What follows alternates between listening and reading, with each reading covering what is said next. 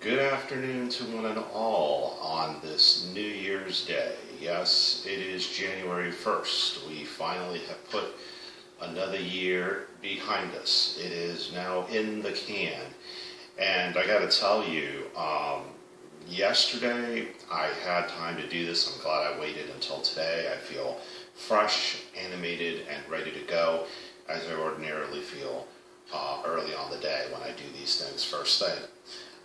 But it was, I kind of had it was kind of in a blue mood yesterday. There's that age-old question, what are you doing New Year's Eve? No one asked. I didn't even ask myself. I didn't really think about it. I think I did get into it with a friend, and he did invite me out with his friends. More on that in just a bit. But I got to tell you, yesterday, every New Year's Eve, and I don't know if I talked about this last year, I believe I recorded right on New Year's Eve. But last year, I felt under, at least this year, I don't know about last year, but this year I felt kind of under pressure to try to accomplish some notable things in the very last day of the year. It wasn't going to happen, but I still wanted to feel productive, so I did run out and run some errands that I wasn't able to do over the weekend because I had a friend visiting from out of town, and unfortunately he wanted to beat the traffic back home, so he decided to leave right on New Year's Eve. But I did get some details about a party a friend of mine was attending, and I didn't really feel like I would go when he and I talked about it earlier last week, or late last week. And yesterday I got some more details about it when I sent him a text to wish him a Happy New Year. I felt really good about my idea of just staying home and not doing anything for a change. Not being out in traffic, dealing with the drunks, although I'd probably be among them. But he told me that if I was to attend this party, that I should agree to contribute $20 for the cost of food and drink. This is a party in someone's home. Now, I can afford the $20. That's not the issue.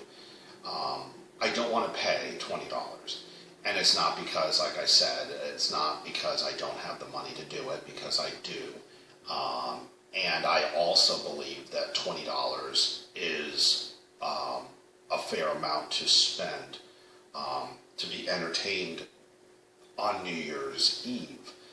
But as I explained to my friend, ordinarily businesses that are planning a New Year's Eve event are the ones that should be paying. They're holding the event open for the public. They're in business to make money.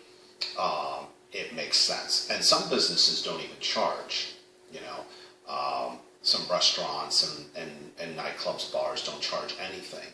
And that is because, although their doors are open, your fun and entertainment is more up to you and who you have surrounded yourself at that venue for New Year's Eve. They're not doing anything formal.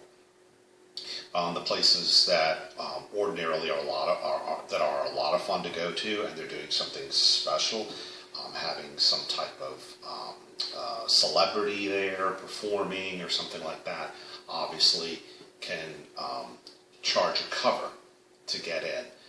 But when you are opening your private home to your friends or family, and you are allowing them to bring someone as their date or a guest, it is really tacky, classless, in bad taste to ask for money.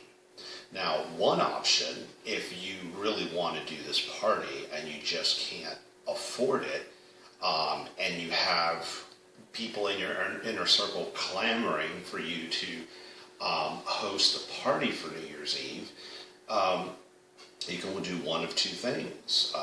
You could either tell everyone it's going to be a potluck and ask them to bring a covered dish, or let them know it's BYOB and tell them to, bring their own booze. You may, supply maybe some, your utensils and your dishes and your glasses and, maybe some soft drinks and chips. But anything beyond that is up to them to bring. And if they want to bring a guest, that's okay. Don't ask the guest to bring anything. It really should be the actual homeowner that's hosting the party, and maybe people closest to that person's inner circle that all want to, host a party at the friend's house. They also can take a collection amongst themselves, but any invited guest outside of the people planning the party should not be asked to bring money. There shouldn't be a collection. Really, really bad taste. Needless to say, I didn't go. All right. I've had one New Year's Eve party since I moved here to Orlando. I don't know if I don't recall if I ever did it in the past. I may have had a friend or two over for New Year's Eve, but not really a party, so to speak. But I tried to do one here in Orlando, and it was a failure. But I still planned it right. I bought some decorations. I bought food and drink and booze, and invited people with no intentions at all whatsoever to ask them for anything other than their companionship, and to just show up and have a good time. That's all I expected. And, it's not about being greedy and not wanting to help. It's just that I'm a complete stranger to these people, and I'm being invited, and then I'm being hit up for money. Now, and my friend didn't have a problem with it. My understanding is he, was asked for the $20, and he handed it over happily, because he probably also felt, $20 is, not much to spend on New Year's, and I agree. But when it's a party at someone's house, I disagree. They're just, money shouldn't come up at all. Paying somebody back for their party, that's just, I know it's still a lot of effort, but the reward should be having, happy people around, not making money off of them.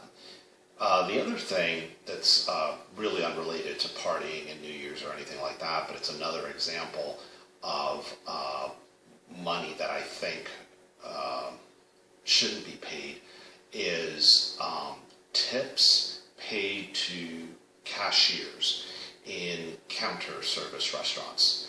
Now, we all know the difference, but maybe some of us don't know what the terminology is. But counter service restaurants are the ones where you order at the counter, and you wait for your food, and then you carry it to the table with a tray.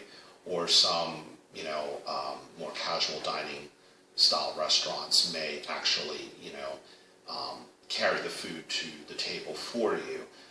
But those who carry the food to your table are still not servers. Servers work in table service restaurants where you are seated by host, or maybe you'll seat yourself, but they come to you, they take your drink order, they may tell you about any specials, they'll tell you about what ingredients may or may not be in the food that you're about to eat. I understand a cashier can do that as well, but the cashier is fixed at the counter, doesn't leave the counter.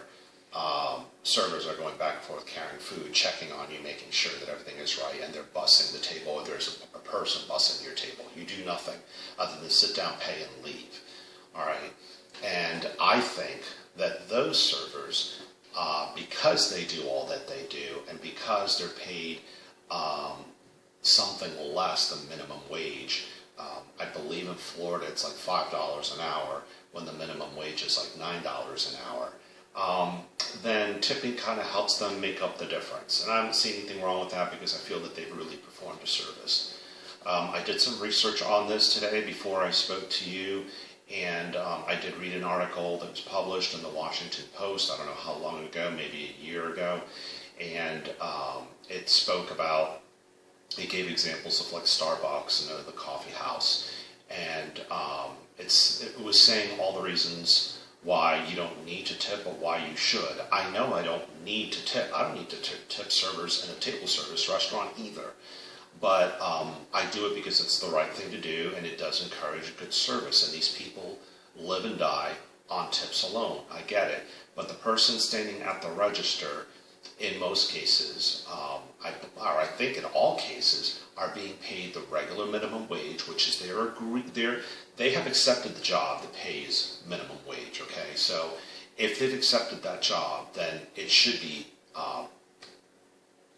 meeting their expenses. And if not, then they probably should be working somewhere else. It's that simple. It's not my responsibility to help them pay their bills, all right?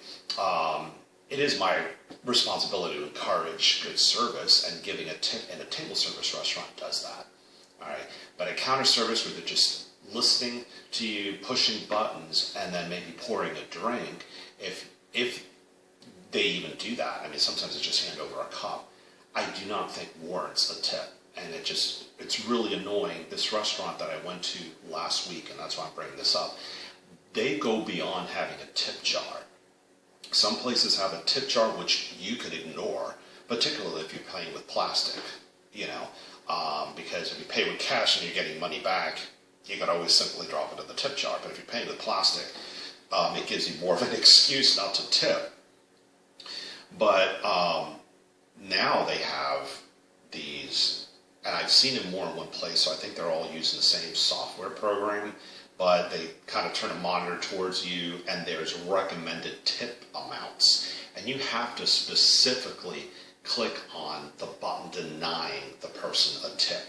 And that's what I did, and I felt so awkward. And yes, and probably people behind me in line could be watching and seeing what I'm doing, and it's not a good feeling, but I still denied because I felt that it's wrong to tip somebody that's already making minimum wage and is simply taking the order.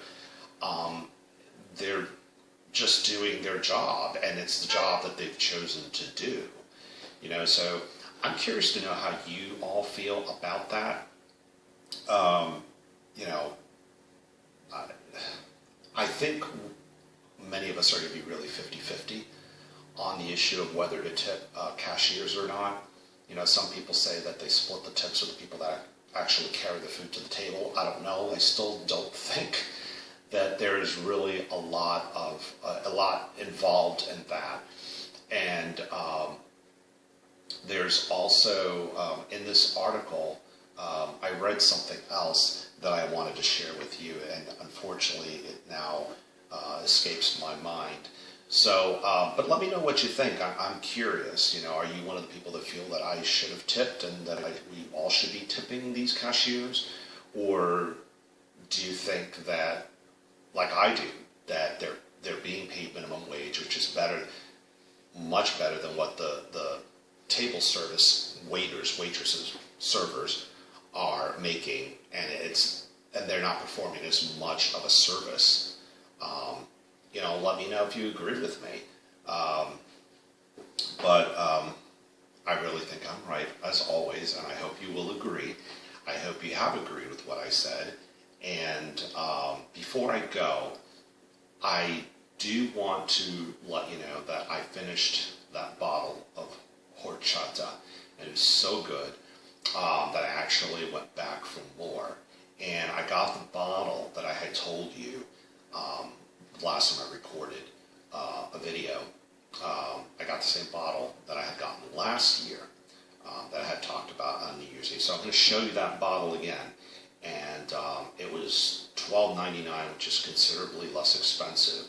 And I'm trying to remember the rum chata, which is the brand, I believe, that I bought. In fact, let me go ahead and get both bottles and just show them to you side by side. I still have, even though it's empty, I still have the bottle of of horchata that I just finished. Give me just one moment, I'll be right back. Alright, so, kill myself. So here we go. Rum chata, really expensive, really good. Karuva, alright, about as good, but I think it's not quite as good as the rum chata. So if you have a few more dollars to spend, I believe this is probably better. You're not just paying for a fancy bottle. So you can see this is pretty plain. I do think it tastes a little bit better. But unfortunately it's empty, so I can't do a taste test right now. So, let me put these back. Excuse me.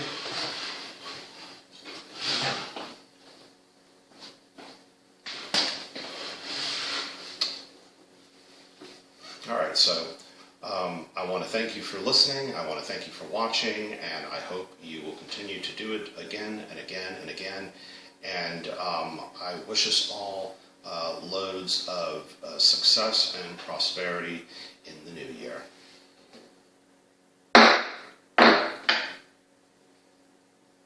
A friend bought me a plane ticket so I'd visit her. Ticket restrictions in part reads that seats are assigned at check-in and that I'm bored in the last group. It reminds me how the airlines don't roll out the red carpet for us like they used to. What will they ask of us next? Should I parachute out over my destination city? Meanwhile, there's talk about tipping flight attendants, and while I won't argue they deserve it, who of us who have been packed into a tube like toothpaste will be in a tipping mood?